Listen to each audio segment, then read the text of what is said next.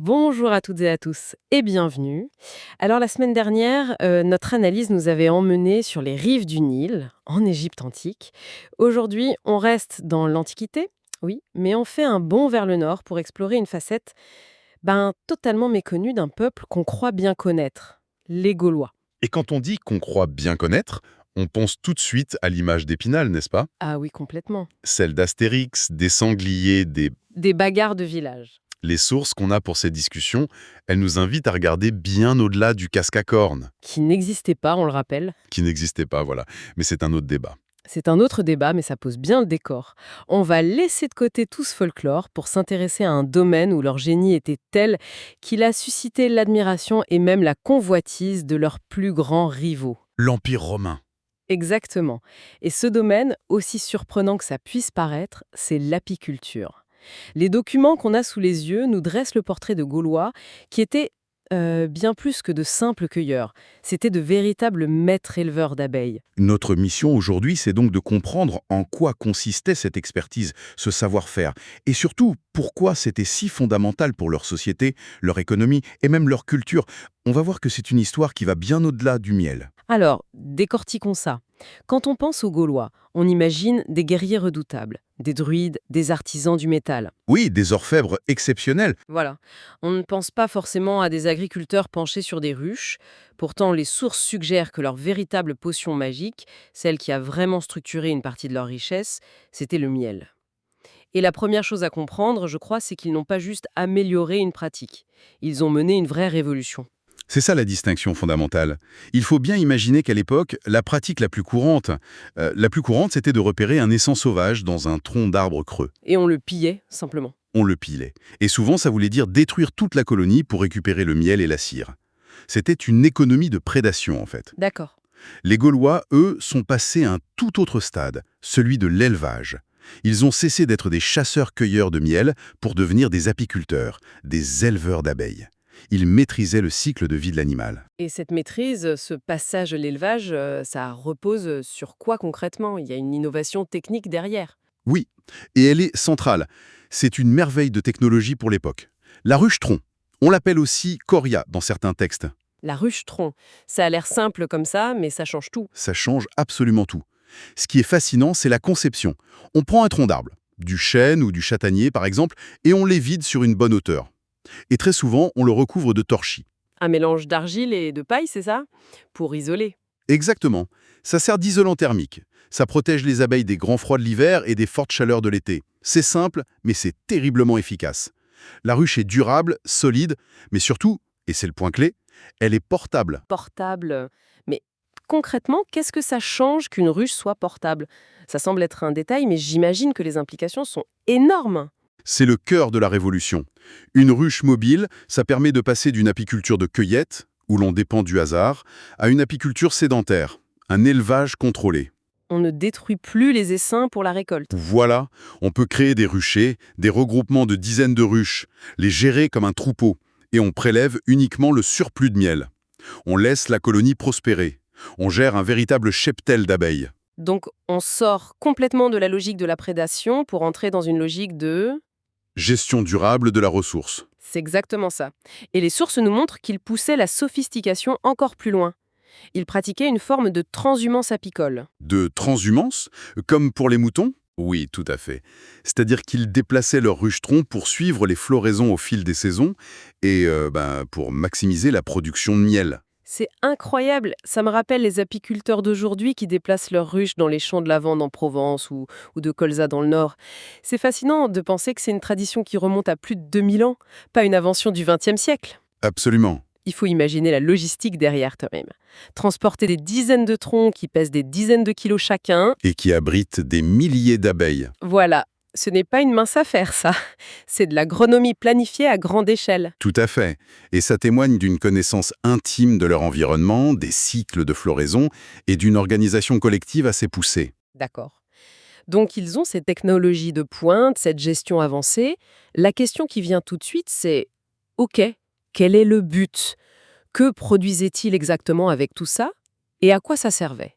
La ruche leur offrait deux trésors principaux, le miel et la cire. Pour le miel, les usages étaient multiples et vitaux, C'était leur sucre, en fait. C'était leur seul sucre. Il faut se rappeler qu'en Gaule, à l'époque, il n'y a pas de sucre de canne. Le miel, c'est le seul édulcorant. Il servait à sucrer les plats, les bouillies, mais aussi à conserver les aliments.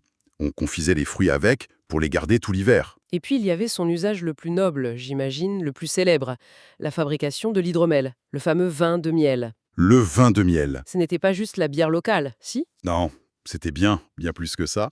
Si on replace ça dans un contexte plus large, l'hydromel avait une portée sacrée, cérémonielle. Ah oui, Les sources antiques nous disent qu'il scellait les alliances entre les chefs, qu'il était consommé lors des grandes fêtes religieuses, sociales. C'était vraiment la boisson des élites, un marqueur de statut. un véritable liant social et politique, donc. Et sa réputation a visiblement dépassé les frontières de la Gaule. Oui, et c'est toujours un bon indicateur de qualité. Sa réputation a traversé les Alpes. On apprend que les Romains, qui étaient pourtant les plus grands producteurs et amateurs de vin du monde antique, Sont devenus friands de l'hydromel gaulois. exactement. Pour un peuple qui considérait un peu tout ce qui n'était pas du vin comme une boisson de barbare, c'est une marque de reconnaissance assez extraordinaire. C'est une reconnaissance incroyable. On pense toujours aux mières, mais vous avez mentionné un deuxième trésor. La cire. Et en fait, la cire était peut-être encore plus stratégique, non? D'un point de vue technologique, absolument. La cire d'abeille était une matière première essentielle. Son application la plus spectaculaire, c'est sans doute la technique de la cire perdue. La cire perdue. Expliquez-nous un peu. C'est un procédé de moulage de très haute précision. Imaginez, un artisan sculpte un objet, disons un bijou très complexe, en cire d'abeille. Il l'enrobe ensuite d'argile, il laisse sécher, puis il chauffe le tout. Et la cire fond. La cire fond et s'écoule par une ouverture, ce qui laisse une empreinte parfaite en creux à l'intérieur du moule d'argile. Il ne reste plus qu'à y couler du bronze en fusion. Et on obtient une copie métallique parfaite de la sculpture originale. C'est grâce à ça qu'ils ont pu créer ces bijoux, ces fibules, toutes ces pièces en bronze d'une finesse incroyable qui font encore leur renommée aujourd'hui. Précisément. Sans une production massive et de qualité de cire d'abeille, pas de cet artisanat d'exception. Et j'imagine qu'il y avait d'autres usages plus quotidiens. Bien sûr, la cire était indispensable pour l'éclairage, sous forme de bougie. Elle servait à imperméabiliser les récipients en bois ou en poterie, ce qui était crucial pour la conservation des denrées. C'était une matière première multi-usage, vraiment au cœur de la vie quotidienne. Ce qui est fascinant et un peu paradoxal, c'est que les preuves les plus solides de tout ça, elles ne viennent pas forcément des Gaulois eux-mêmes, qui ont laissé peu de traces écrites, mais de leurs conquérants. C'est une excellente question, et c'est le point qui valide toute la théorie en fait. La source principale ici, c'est Pline l'Ancien, le grand naturaliste romain, dans son œuvre monumentale Histoire naturelle. Et Pline, ce n'est pas n'importe qui, c'est un observateur méticuleux. C'est presque un scientifique. Et il est formel.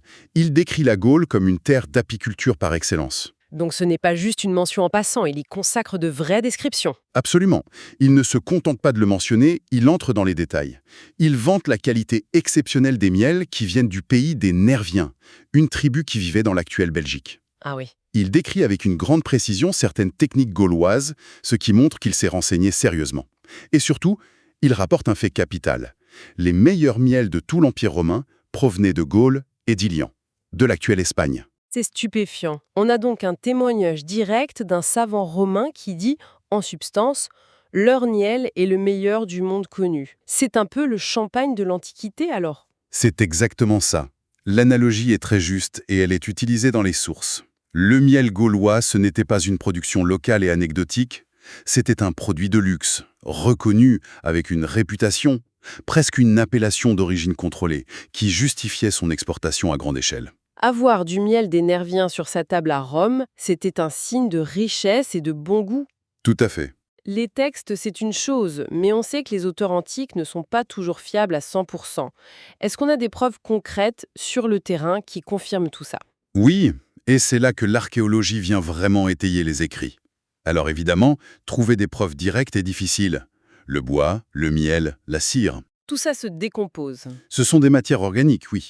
Mais on a des indices. Par exemple, sur le site de l'Oppidum de Coran, une sorte de grande ville fortifiée en Auvergne, on a retrouvé le fond calciné de ce qui pourrait très bien être une de ces fameuses ruches troncs. D'accord. Et au-delà des ruches elles-mêmes, est-ce qu'on a retrouvé du matériel, des outils d'apiculteurs? Oui, on découvre régulièrement du matériel. L'objet le plus significatif, c'est sans doute le fumigateur. Ce sont des sortes de petits pots en terre cuite, souvent avec une poignée, et percés de trous. On faisait brûler des herbes dedans pour produire de la fumée. Pour calmer les abeilles pendant la récolte? Voilà, exactement. Attendez, un fumigateur, ça semble presque trop moderne. On est bien sûr que c'est sa fonction. Ça n'aurait pas pu servir à autre chose, comme un simple encensoir pour des rituels. C'est une excellente question et elle a été débattue. Mais plusieurs éléments pointent très fortement vers un usage apicole. D'abord, la conception, avec les trous placés pour diriger la fumée de manière contrôlée. Ensuite, le contexte archéologique. On les retrouve sur des sites d'habitat, pas dans des sanctuaires. Et surtout, cet outil nous dit quelque chose de fondamental. C'est-à-dire? Un fumigateur, ce n'est pas un outil de prédateur. Ce n'est pas pour détruire la colonie. C'est l'outil d'un spécialiste, d'un éleveur, qui cherche à calmer les abeilles pour travailler avec elles, pour prélever le surplus sans anéantir l'essaim. Ça prouve une pratique réfléchie, durable, une vraie collaboration. Et est-ce que Pline ou d'autres auteurs mentionnent ce genre d'outil? C'est là que les deux disciplines se complètent à merveille. Les textes antiques décrivent l'usage de la fumée de manière générale, mais ne détaillent pas les outils. L'archéologie, elle, nous met l'objet entre les mains. Elle nous donne la preuve matérielle. Donc si on synthétise tout ça, l'image qui se dégage est radicalement différente du cliché habituel. La piqûre gauloise, ce n'était pas juste une activité de subsistance pour avoir un peu de sucre. Pas du tout. C'était une véritable industrie sophistiquée, basée sur une technologie innovante, la ruche-tronc, des techniques avancées comme la transhumance et un savoir-faire reconnu à l'international. C'était un vecteur de commerce, une source de matières premières stratégiques et un marqueur culturel très fort. On découvre des agronomes, des techniciens, des commerçants avisés. On est loin de l'image des barbares hirsutes. Très loin. Les sources sont claires. Ils étaient des éleveurs d'abeilles visionnaires. Et cet héritage a traversé les siècles d'ailleurs. La ruche tronc, par exemple, a continué d'être utilisée dans certaines régions de France jusqu'à une époque très récente. Et aujourd'hui, on assiste à un regain d'intérêt pour l'hydromel, cette boisson qu'ils avaient élevée au rang d'art. Au fond, ce qui est assez poétique, c'est de se dire que leur véritable magie ne venait pas d'une potion dans un chaudron. Mais d'une compréhension intime, profonde et respectueuse de les natures. Exactement. De ces cycles, de ces habitants. C'est une perspective qui change complètement notre regard. Et pour finir, peut-être une pensée pour celles et ceux qui nous écoutent. On a tendance à voir l'histoire de la technologie comme une ligne droite, une marche vers le progrès et le contrôle. Mais cette histoire des Gaulois et des abeilles nous montre une autre voie, une technologie qui n'est pas basée sur la domination de la nature, mais sur la collaboration avec elle. Et ça nous amène à nous demander combien d'autres aspects de la vie antique qu'on juge simples étaient en réalité des systèmes très sophistiqués qu'on a simplement oublié de regarder. Merci de nous avoir écoutés.